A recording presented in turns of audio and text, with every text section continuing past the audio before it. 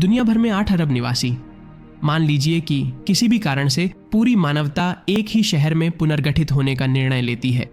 इसका आकार क्या होगा? हम एक दूसरे से कितनी दूरी पर रहेंगे? वर्तमान में 57% जनसंख्या पहले से ही शहरों में रहती है, जिससे शेष 43% ग्रामीण जनसंख्या को शहरी जीवन के अनुकूल होना होगा। यह मानते हुए कि हमने इस शहर को बनाने के लिए सभी को एक ही स्थान पर इकट्ठा किया है, आइए वास्तविक जीवन के कुछ उदाहरण देखें कि इतनी भीड़ में रहना कैसा हो सकता है। मोनाको और सिंगापुर दुनिया के सबसे घनी आबादी वाले देश हैं। दूसरे में केवल 733 वर्ग किलोमीटर में लगभग 60 लाख निवासी रहते हैं। इससे प्रति वर्ग किलोमीटर 8100 निवासियों का घनत्व मिलता है। मोनाको अपनी ओर से प्रति वर्ग किलोमीटर 19700 निवासियों के घनत्व तक पहुंचता है, जो सिंगापुर के 2 गुने से भी अधिक है। लेकिन निश्चित रूप से ये देश एक बड़े शहर और एक छोटे शहर के आकार के हैं, और उस स्थिति में और भी घने शहर मौजूद हैं। फिलीपींस की राजधानी मनीला में प्रति वर्ग किलोमीटर 44,000 निवासी रहते हैं, जो इसे दुनिया का सबसे घना शहर बनाता है। लेकिन फिलीपींस की राजधानी की कुल जनसंख्या अपेक्षाकृत कम है, केवल 18,50,000 लोग, जो सिंगापुर की तुलना में बहुत कम है। मनीला इतना घना है क्योंकि शहर का आकार वास्तव में छोटा है। आपको अंदाजा देने के लिए, स्पेन के 50 प्रांतीय राजधानियों में से जो देश बहुत बड़ा नहीं है, मनीला आकार में उनमें से केवल 8 से बड़ा है। और एक ही स्थान पर लोगों की सबसे बड़ी सघनता क्या है? बेशक वह स्थान चीन में है, विशेष रूप से कैंटन में, जहां शहरी रूप से 6.5 करोड़ लोग केंद्रित हैं, जो फ्रांस की पूरी आबादी के बराबर है। लेकिन बहुत अधिक जगह में फैले होने के कारण उनका घनत्व प्रति वर्ग किलोमीटर केवल 3,300 निवासी है। तो फिलहाल हमारा सबसे अच्छा उदाहरण मनीला है, लेकिन इससे भी बदतर जगहें हैं। दुनिया में सबसे अधिक जनसंख्या घनत्व वाला द्वीप हैती में इलेट ए ब्रुई है। वहां 4000 वर्ग मीटर के क्षेत्र में 83 घरों में 500 लोग रहते हैं, जो प्रति वर्ग किलोमीटर 1,25,000 निवासियों का घनत्व देता है। इलेट ए ब्रुई बिना डॉक्टरों या नर्सों वाला एक द्वीप है। वहां कोई स्कूल भी नहीं है और पीने का पानी उन्हें नाव से मंगाना पड़ता है। और यह यहाँ द्वीप का एकमात्र शौचालय है। हालांकि कभी कभी इसके निवासी बस इसे पानी में करने का निर्णय लेते हैं, लेकिन इस हाइटियन द्वीप से भी अधिक घने स्थान हैं। पूरे ग्रह का सबसे घना मोहल्ला बांग्लादेश में लालबाग थाना है, जहां प्रति वर्ग किलोमीटर 1,68,000 लोगों की सघनता है, क्योंकि मात्र 2.2 वर्ग किलोमीटर में 3,70,000 लोग रहते हैं। और वह भी तब जब मोहल्ले के बीच में उनके पास एक विशाल किला है जहां कोई नहीं रहता, जिससे औसत घनत्व कम हो जाता है। लेकिन इस मोहल्ले से भी बदतर जगहें मौजूद हैं। दुनिया की सबसे घनी आबादी वाली झुग्गियां, चौल, झोपड़ियां, या आप अपने देश में इसे जो भी कहें, भारत में है, विशेष रूप से धारावी, मुंबई में। लालबाग थाना मोहल्ले के समान ही एक क्षेत्र में लगभग 8,50,000 लोग रहते हैं, जिससे जनसंख्या घनत्व 4,05,000 निवासी प्रति वर्ग किलोमीटर हो जाता है। इतनी भीड़भाड़ वाली जगह होने के कारण यहाँ के निवासियों के लिए महामारियों, आग, बाढ़ और अन्य प्रकार की आपदाओं का सामना करना आम बात है। अंदाजा लगाने के लिए, यदि हम न्यूयॉर्क के सेंट्रल पार्क में धारावी की झुग्गियों को रखें, तो वे पार्क के केवल 2/3 हिस्से को घेरेंगी, जहां लगभग 10 लाख लोग रहेंगे। पूरे मैनहट्टन में विशाल गगनचुंबी इमारतों के साथ 17 लाख लोग रहते हैं, जो भारत की झुग्गियों में रहने वाले लोगों की सघनता का एक अच्छा उदाहरण है। लेकिन मैंने अब तक जो आंकड़े दिए हैं वे वर्तमान के हैं। अतीत में पहले बताए गए स्थानों की तुलना में कहीं अधिक घुटन भरी जगह मौजूद थी। पूरे इतिहास में झात सबसे घनी आबादी वाला स्थान कौलून वॉल्ड सिटी था, जो हांगकांग में स्थित था।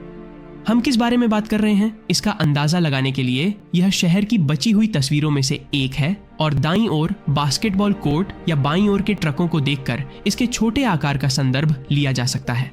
इन इमारतों का कुल क्षेत्रफल केवल 0.026 वर्ग किलोमीटर है, यानी 26,000 वर्ग मीटर।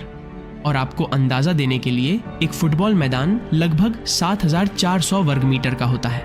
तो लगभग 3.5 फुटबॉल मैदानों के बराबर के इस छोटे से क्षेत्र में साल 1990 में करीब 50,000 लोग रहने लगे थे। इतनी बड़ी संख्या की वजह से यहाँ का जनसंख्या घनत्व 19,20,000 निवासी प्रति वर्ग किलोमीटर हो जाता है, और वे इससे अधिक घनत्व तक नहीं पहुंच पाए, क्योंकि उन पर 14 मंजिला इमारतों का कानूनी प्रतिबंध लगा दिया गया था, ताकि विमान बिना किसी समस्या के उनके ऊपर से उड़ान भर सकें।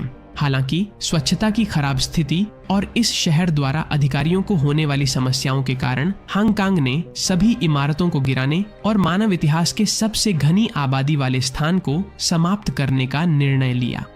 अब हम जानते हैं कि हम कितनी सघनता से रह सकते हैं, तो अपने काल्पनिक वैश्विक शहर के विभिन्न घनत्वों को देखते हैं। शुरुआत कुछ आसान चीज से करते हैं, जैसे अर्जेंटीना का घनत्व 16 निवासी प्रति वर्ग किलोमीटर। वास्तव में यह आरामदायक नहीं होगा, क्योंकि हम पृथ्वी का 88% हिस्सा घेर लेंगे और अधिकांश लोगों को पानी में रहना होगा। और यदि हम स्पेन को उदाहरण के रूप में लें, तो हमारे शहर का आकार पूरे यूरोप, एशिया और अफ्रीका के संयुक्त आकार के बराबर होगा और वह शहर जैसा कम ही लगेगा। तो आइए उन उदाहरणों को देखें जो वास्तव में घने हैं, जैसे कि सिंगापुर। फिर भी हम बहुत सघन नहीं हैं, क्योंकि पूरी दुनिया मिस्र में समा जाएगी। दूसरी ओर मोनाको के घनत्व के साथ हमारे पास कुछ बेहतर होगा, क्योंकि पूरी मानवता पराग्वे के बराबर जगह में रहेगी। बुरा नहीं है, लेकिन अब मनीला के घनत्व के साथ कोशिश करते हैं और हम सभी पूरे सीरिया के बराबर क्षेत्र में जा सकते हैं। लेकिन फिलहाल यह जगह बहुत सुरक्षित नहीं है। तो चलिए दुनिया के सबसे घने द्वीप इलेटे ब्रूई के बारे में सोचें, जिसका मतलब है कि पूरी दुनिया लिथुआनिया जितने क्षेत्र में समा जाएगी। लेकिन मैं वहां गया हूं और मैं आपको बता सकता हूं कि वहां बहुत ठंड है।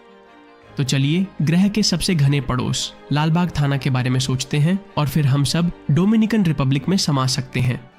यह जगह मुझे ज्यादा पसंद है, लेकिन आधे द्वीप पर कब्जा करना और दूसरे को खाली छोड़ना अजीब होगा। अगर पूरी मानवता धारावी की झुग्गियों जैसी घनत्व के साथ रहती, तो हमारा क्षेत्र इजराइल के आकार के बराबर होता। हालांकि मेरे कुछ दर्शकों का मानना है कि इजराइल का अस्तित्व ही नहीं है, इसलिए बेहतर होगा कि हम कोई और जगह ढूंढें। अब उस उच्चतम घनत्व की ओर जो मानवता ने एक ही स्थान पर अनुभव किया है।